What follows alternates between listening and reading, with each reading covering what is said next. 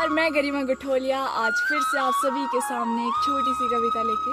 और आज ये कविता है मेरे ये पहाड़ के बारे में, मेरी कल्चर के बारे में। तो फिर लीजिए, प्रस्तुत है मेरी कविता।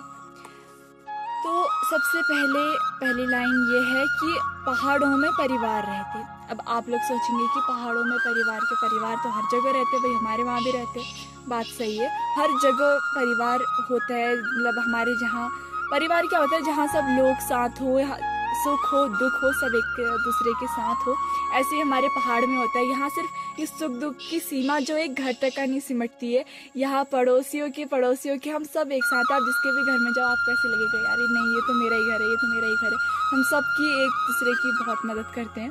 तो हम सब एक परिवार हैं, एक साथ हैं। तो इस चीज़ को मैं यहाँ पे रख रही हूँ कि पहाड़ों में परिवार रहते, परिवार की परिभाषा कहते, साथ रहते, हाथों पर ये हाथ रहते, घाटों पे मशान रहते, देवताओं का यहाँ वास कहते। जागर लगती है रातों पे, मशान भगते बातों बातों में।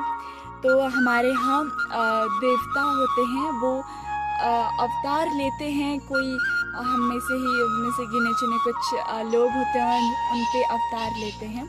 और मशान जैसे जो भूत होते हैं, उनको यहाँ पे मशान कहा गया है। जो भूत होते हैं वो मतलब अब इसका मैं कभी आपको बाद में बहुत विस्तार से कभी बताऊंगी, अगर कुछ समय मिला। और मुझे भी पहले इतनी जानकारी नहीं है। तो फिर मशान, अभी आप ये समझ लीजिए कि जो भूत होते हैं उनको गाँव पे यहाँ मशान कहा जाता है। फिर वो ढोल सुन, वो सुन तान ढोल की, कि वो ढोल सुन सुन वो तान सुन। सारे देव नाच जाते, कहते जिसे दुलैची, देव उस पे अवतार लेते। हम पापी कर्म करे हमने पाप है, हरिद्वार की वो हरि जलधारा, कहते जिसे शुद्ध धार है। वहाँ जाते हम, पाप धो आते हम, जय गंगा मैया कहकर शुद्ध हो जाते हम। अब कुछ लाइन हमारी पहाड़ी लैंग्वेज पे है। इस पे मैंने बताया है कि मेरा पहाड़ कितना प्यारा है, कितना निराला है, और यहाँ का घाट का पानी कितना सुंदर है, और यहाँ की हवाओं तो पहाड़ की शान है। तो यह पहाड़ छो मेर निरालो, निराली यहाँ की बात छे, घाट को सुंदर पानी, यह ठंडी हवा यहाँ की शान छे। फिर हमारे यहाँ आजकल मतलब पहाड़ है तो टूरिस्ट बहुत आते हैं। तो फिर एक श्लोक आपने भी सुना होगा कि अतिथि देवो भव। तो अतिथि देवो भव, अतिथि ही घुमन औनिया, घाट पानी पी जनिया। मतलब अब मैं यहाँ पे आपको बताऊंगी कि क्या प्रॉब्लम आती है जो घाटी का पानी पीते हैं उनके साथ, या फिर ये पहाड़ों की थोड़ी सी गुप्त और थोड़ी रहस्यमयी चीज़ें हैं। तो अतिथि देवो भव, अतिथि ही घुमन औनिया, घाट पानी पी जानी, पे तनर पुस्त परेशान है जानी। फिर तनर पोत पोती औनिया, खिचड़ी फोक जानिया, तब बेर डरन यो अंग्रेजी मेहमान छन, ओनी है बेर सोचनी कई बार छन।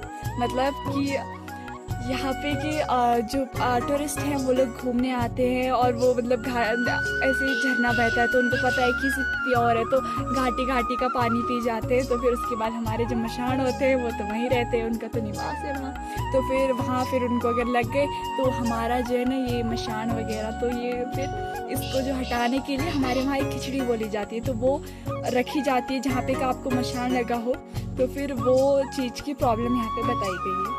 फिर उसके बाद थोड़ी सी ये इंग्लिश पे है कि या we are Pahadi, we are pure hearted, don't mess with us because we have not any gang, we have our devta and Masan, they not only effect you, they effect your generation, so be careful, be aware, thank you, love from Pahad, thank you. तो फिर यहाँ पे अब last line पे मैंने ये बताया था। अब जो हमारे पहाड़ी लोग हैं मैं उनके लिए समझाना चाहूँगी। वैसे इंग्लिश तो ज़्यादातर सबको आती है, बट फिर भी मैं यहाँ पे बताना चाहूँगी कि हमारे वहाँ मतलब मैंने ये बताया कि पहाड़ के लोगों से ना ज़्यादा लड़ाई झगड़ा वगैरह नहीं करना चाहिए। क्योंकि आप जो बाहर के लोग होते हैं ना, वो कहते हैं कि हमारे पास तो इतने बंदे हमारे पास बंदे वगैरह नहीं होते।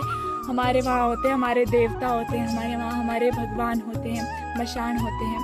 और अगर वो लग जाए ना फिर तुम्हारी पुस्त पुस्त पुस्त उनको पूजने में ही रह जाएगी, बड़े परेशान हो जाओगे। तो फिर कभी भी पहाड़ियों से थोड़ा बच के रहना रे बाबा। तो फिर आज की पोएम यहीं पे ख़त्म करती हूँ। थैंक यू, बहुत सारा प्यार देना, बहुत सारा मुझे सपोर्ट देना। Thank you.